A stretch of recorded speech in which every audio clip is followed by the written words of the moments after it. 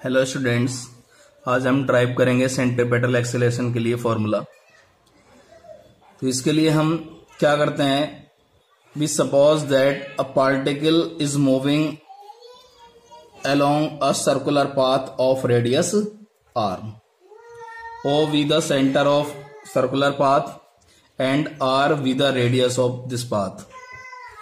Suppose at point A the velocity of the particle is vector v1.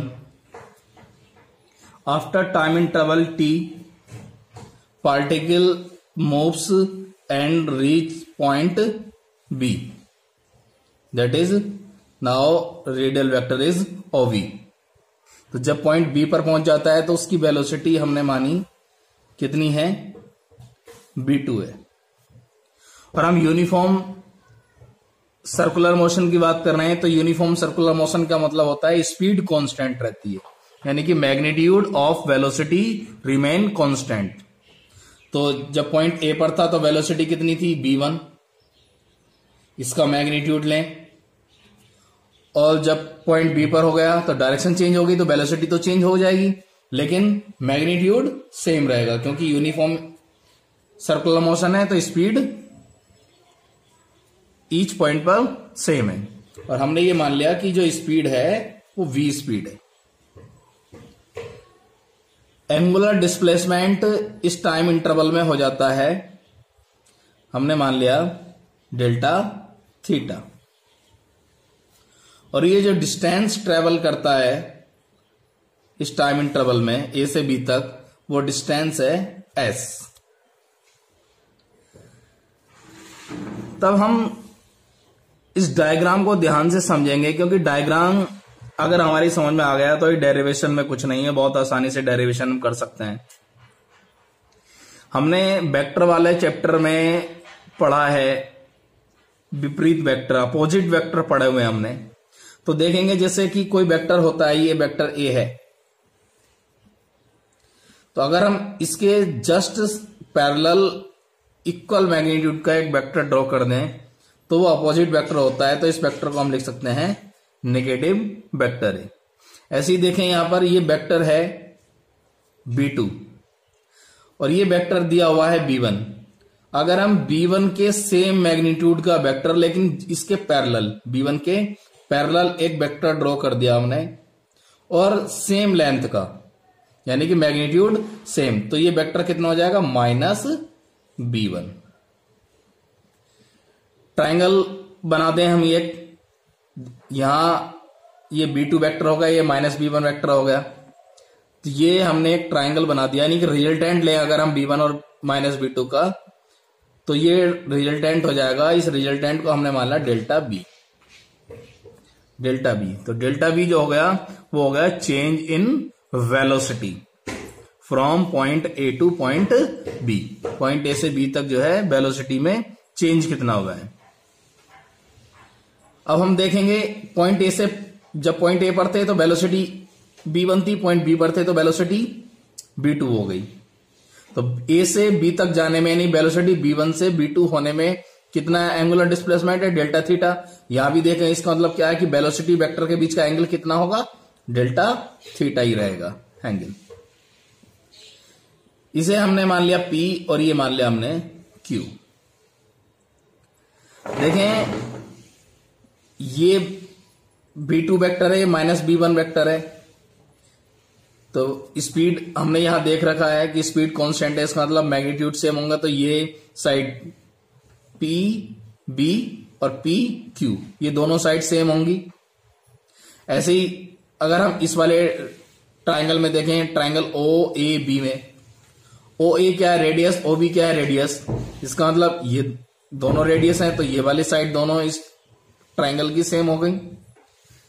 एक angle दोनों में common है, इसका मतलब बाकी बचे जो एंगल हैं, ये वाला एंगल है, ये वाला एंगल है, ये इक्वल होंगे। ऐसे इस ट्राइंगल में ये वाला एंगल और ये वाला एंगल इक्वल होंगे, क्योंकि साइड इक्वल साइड के सामने वाले एंगल इक्वल होते हैं, 10th में पढ़ाई हमने। इसका मतलब ये हुआ कि ये एंगल इस एंगल के इक्वल होगा और ये एंगल इस एंगल के इक्वल होगा। ज्योमेट्री से हम प्रूव भी कर सकते हैं, उसकी आवश्यकता हमें नहीं है।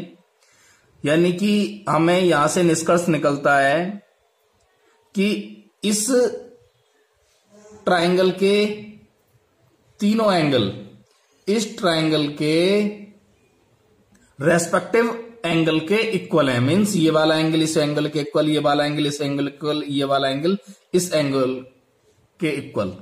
अगर ऐसा होता है किसी ट्रायंगल के तीनों एंगल दूसरे ट्रायंगल के रेस्पेक्टिव एंगल के इक्वल होते हैं तो ट्रायंगल्स को हम कहते हैं सिमिलर ट्रायंगल्स। तो यहां से हमें क्या पता चला कि triangle P B Q and triangle O A B are similar triangle. और सिमिलर ट्रायंगल में हाई स्कूल में ही हमने पढ़ा है। सिमिलर ट्रायंगल्स की जो साइड्स होती हैं वो रेशनल होती हैं। मीन्स मान लिया हमने ये जो ट्रायंगल है इसकी साइड ली, एंगल के सामने वाली साइड ली ए बी, तो इस ट्रायंगल में भी हमें एंगल के सामने वाली साइड लेनी पड़ेगी कितनी, बी क्यू। इनका रेशियो दूसरी साइड के रेशियो के इक्वल होगा।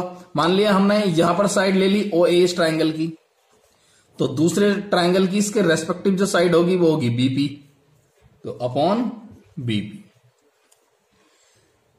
मैग्नीट्यूड है, ये वैल्यू रख दें इनकी। ए बी की वैल्यू कितनी है, ए बी की वैल्यू है एस, बी क्यू की वैल्यू कितनी है, B Q.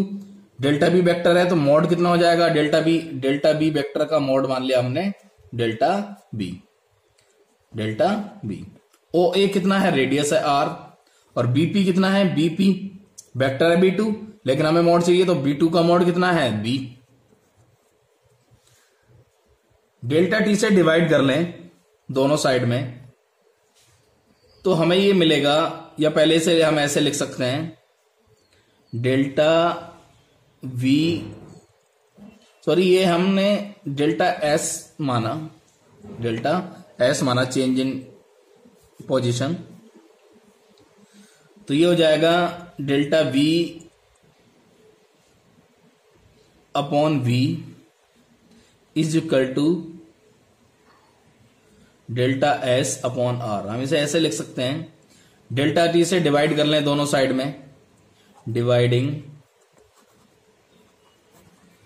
Y time interval delta t in both sides.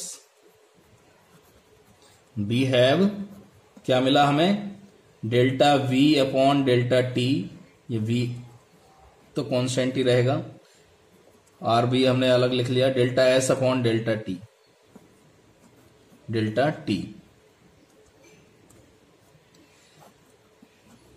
अब हम एक कंडीशन लेके चल रहे हैं कि अगर डेल्टा टी जो है बहुत इनफाइनाइटेसिमली स्मॉल हो, बहुत छोटा हो, तो उस कंडीशन में हम जो है ये जो एवरेज वैल्यूज होती हैं उनको हम कैलकुलस फॉर्म में लिख लेते हैं। ऑलरेडी हम पढ़ चुके हैं ये बात। तो delta v upon delta T को हम लिखेंगे डीवी अपॉन डी टी इस कंडीशन में इज इक्वल टू, और ये हो जाएगा D S upon D T. और हम जानते हैं कि डीवी अपॉन डी टी क्या होता है, चेंज ऑफ वेलोसिटी होती है, एक्सलेशन, और D S upon D T क्या होगा, चेंज इन पोजिशन होती है, वेलोसिटी। तो ये हो गया A is equal to B square upon R, और ये हमारा हो गया सेंट्रीपेटल एक्सेलेरेशन। लेकिन हमने पढ़ा है v equal to r omega और होता है अगर एंगुलर स्पीड जो है ओमेगा हो।